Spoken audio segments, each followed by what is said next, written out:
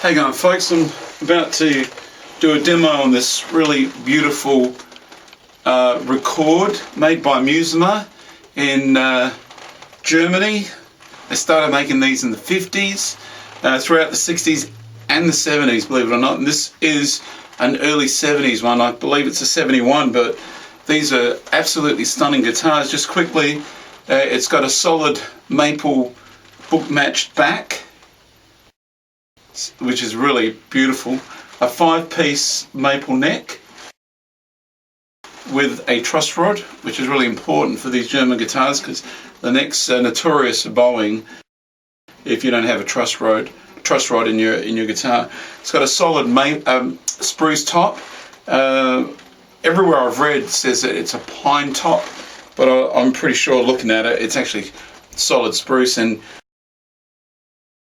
I had a look inside, and I can't show you with the photos because I couldn't get my camera in here, but I stuck my mobile phone in there, took some pictures of the inside.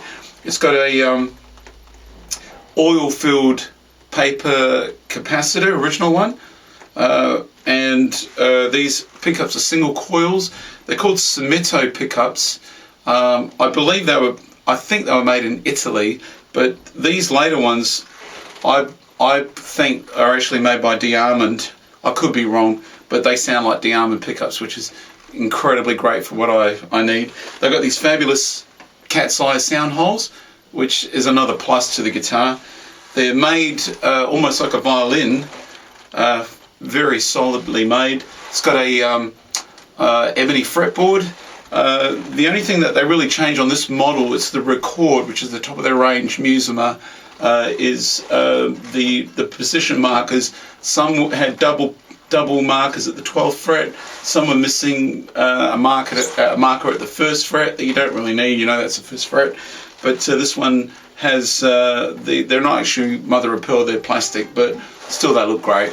Anyway, getting back to the inside, I took a picture of the inside, and these soundboards, the bracing is actually carved into the wood, which is amazing. I've never seen that before in my life. Somebody text me or somebody email me if you've seen that in another guitar. I've never seen that. So it's got 2 parallel braces down the middle, but they're actually carved into the wood. Amazing. Anyway, I'll give you a sample of it. This particular, I put the Bixby on, by the way. I'm not too happy with the string break on it. It's a little bit flat, but it's still usable.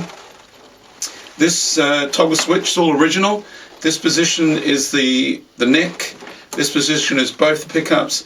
This position is the bridge. It's got another position. I don't know if it's out of phase. Sounds very thin. It could be just a tone circuit, but I mainly use the neck and the bridge. I'll give you a sample of it through my Fender jacks over here. These sound great.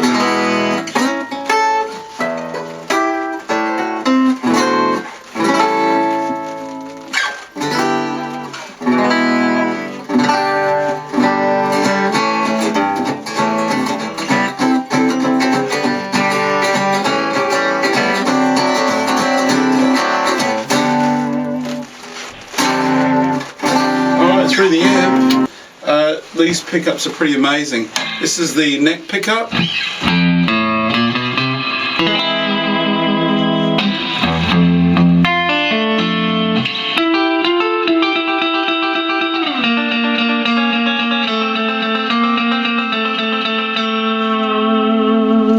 Okay, this is the neck and the bridge.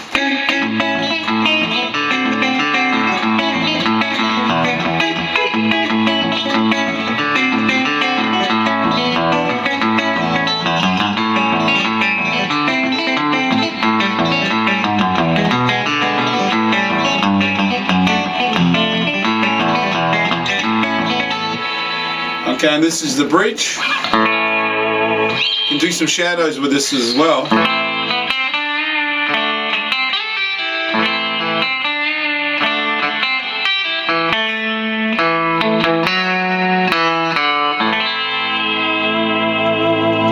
So nice sound and pickups. And this is the tone circuit.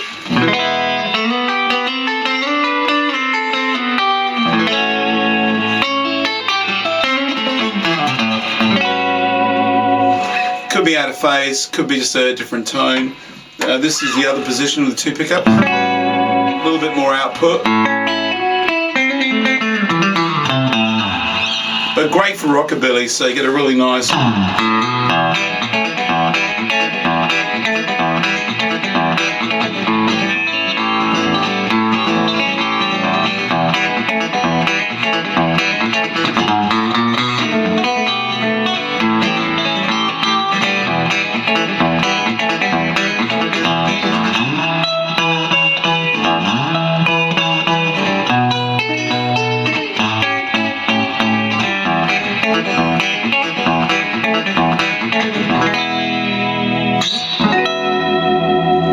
Really nice dynamic range out of these pickups. You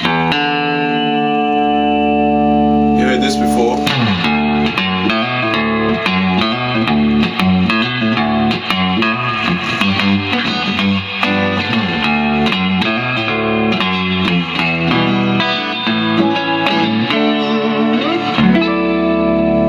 There's a little bit of precise.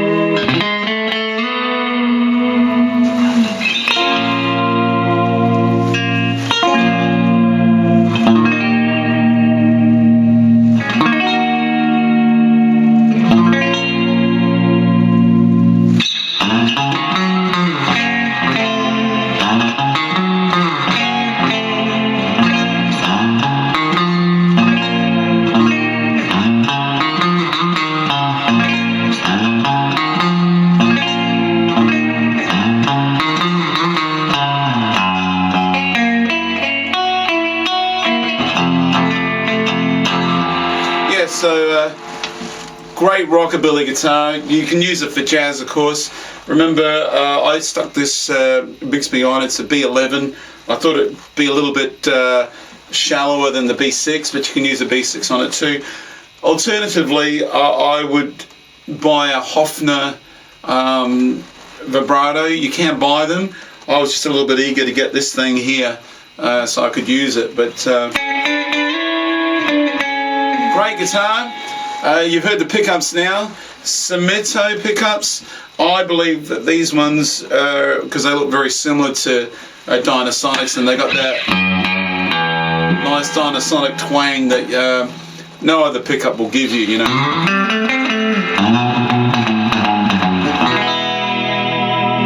So for all you rockabilly guys, if you can get a hold of one of these, I know that they're a really pretty looking guitar, and they're hard to get. I did mention that they've got a bolt-on neck, which is nothing wrong with that. That's some of the most expensive acoustic guitars in the world have bolt-on necks. Seagull make them, and there's a few others that escape my memory at the moment. But anyhow, Vintage Musima Record, just a really pretty Archtop guitar from Germany. 25-inch scale length, I forgot to mention that. Gibson used 24 3/4, a little bit shorter. Fender uses 25 1/2, a little bit longer. I do prefer the 25 1/2 inch scale length. I have a Gibson ES350T that has a 25 1/2 inch scale length, like an L5, but the majority of Gibsons use 24 3/4 for you.